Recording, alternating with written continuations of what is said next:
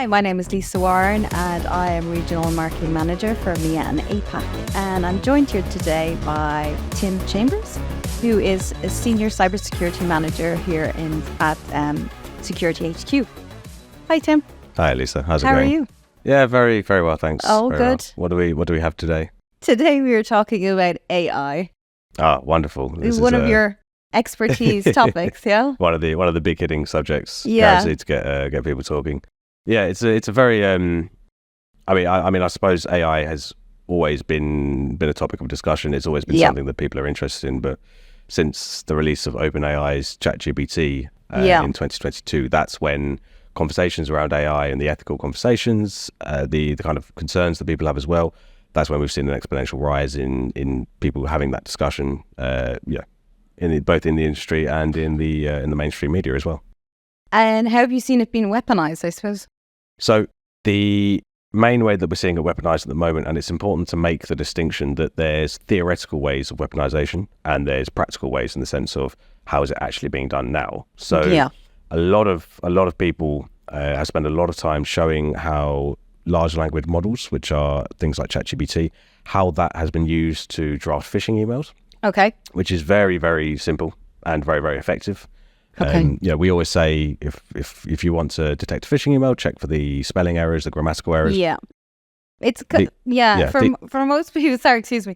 For most people, that's you would think it's the norm, but a lot of people, it's they don't even realize. And really. The reason for this is obviously there's language barriers in the way that these are being crafted at the source. ChatGPT and other large language models, such as Grok, this removes that barrier. Now that's a very, very low level. Okay. We're now seeing the way that automated source code reviews can be done. So, for example, we have a certain type of malware that comes with what we call a file hash, which is similar to a fingerprint. How you can detect that file anywhere in the world, you change the file name, it will still have the same hash. Now, changing the source code, however, that's where you can then adjust the file hash, and traditional antivirus and endpoint protection solutions are no longer effective.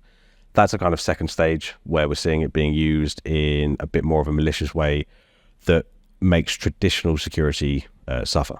Okay. Now, they're the practical ways that we're seeing this. There are, of course, malicious GPTs or generative AIs being used in the world, such as Worm GPT. Okay. This is where we're kind of seeing purpose-built large language models that are designed only for what they would say penetration testing. The theoretical ways that that AI could be used in the future is automated penetration testing, which is something that's in a low level of maturity at the moment. So we can have tools that consistently try to penetrate a network and will report any kind of chinks in the armor, so to speak. Now, this is where we're kind of seeing this done on a much wider scale, potentially in the future. And this is obviously increasing. Is this over the past, like, is this recent, or has this been going on for a long time? That's a good question. In the last 20 years, or maybe in the last 40 years, maybe we've always had AI. We've always had clever computers, things that can do things. We've had video games that use an AI in any kind of video game genre, any kind of your first-person shooters to sports games to puzzle games. There's going to be some kind of AI. In the same sense, we have automobiles, we have cars like any Tesla really has a large amount of AI running through it at any given time. Now, that's not to say that that's all a bad thing, of course. Now, in the last kind of 2 years, what we're seeing that's kind of a development is people are waking up to the potential. They're saying, right, this has made people that weren't particularly interested in AI spend a lot more time at their computer working on prompts. We have there's so many jobs on LinkedIn now that offer AI experts, or people saying, here are my 8 best prompts to use on LLMs so that I can get the content I want. I'm sure yourself, working in marketing, you've probably come across so much AI generated content every day. And that's something, it's bleeding into non-technical roles. And that's where we need to worry about. I was reading there in some of the financial sectors and in some countries, and in one particular case, I won't mention what countries they were, but it was a director of a company who was going on a Zoom call, Yeah. And he got basically defrauded of over 25 million. Yeah. No. Because, again, deepfake, and people who joined the call believed that it was this guy. Yeah, no, this goes back to what in technology they would call two-factor authentication. You know, when you log into a website, it will send a code to your phone, or you'll use an authentication app and type in a short 6-digit code. Now, that's obviously how we log into a website. Now, I mean, I know I've heard the story. I don't know which financial company it was or which bank, but my concern would be that someone was as prepared to send, it was over 30 million euros. So, I mean, someone being prepared to send that amount of money without any second factor check. Yeah. I understand, of course, he would have been told it was urgent. He would have been told that it may be a life or death scenario. Mm-hmm. He probably should have done additional checks. And, 20 years ago, two-factor authentication was very, very rare.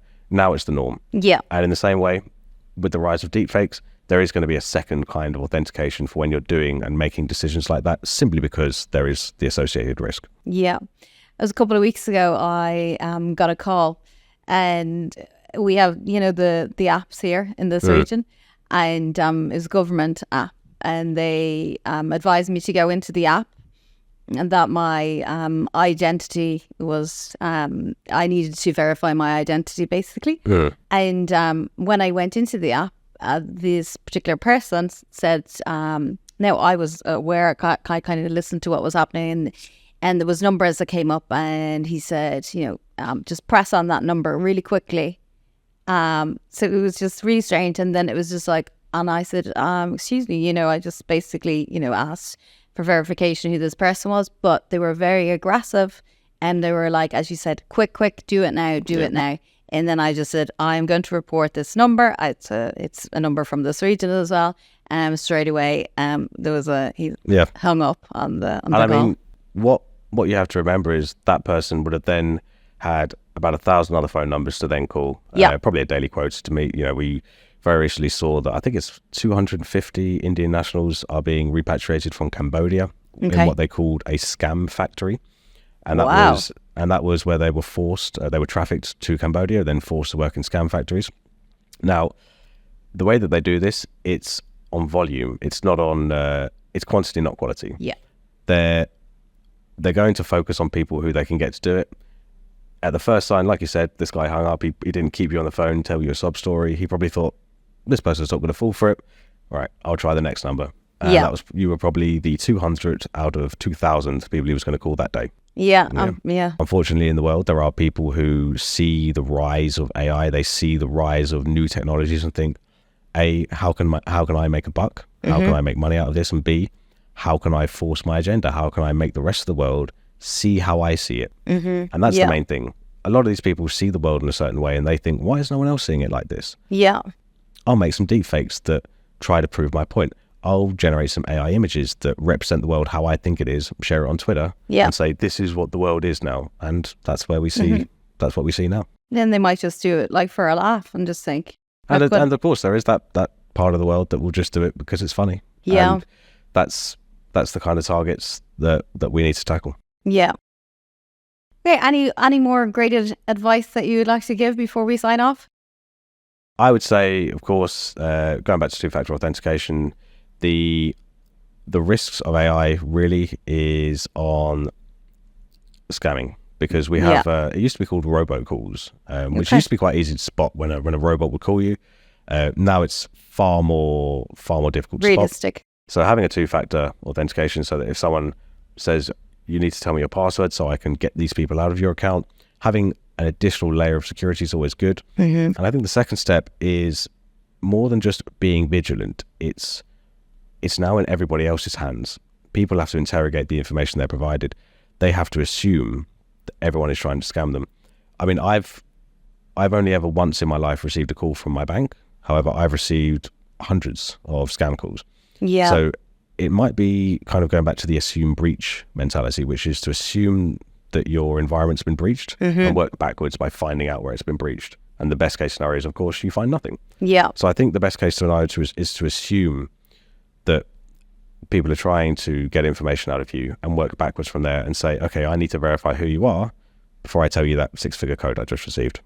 So you're just being extremely skeptical and I just can't trust Unfortunately, anybody. I feel that that's, at least until we have stronger regulation, some legislation around this, that might be the way we have to be. Yeah. And I know some people who just don't like this two-step verification. It's like, do I really have to do this? And I'm like, yes, you do. It's for your own protection. I mean, there was a time way back when passwords weren't really as common as they are now. Yeah. People will get used to two-factor authentication in the way that people will get used to having numbers in their password. Yeah. Okay, well, thank you so much, Tim. I hope you'll join us again for more of your expertise. And we'll sign off today. Thank you so much to everybody who's listened to us today. And thanks to Tim again and from SHQ Underground. Thank you.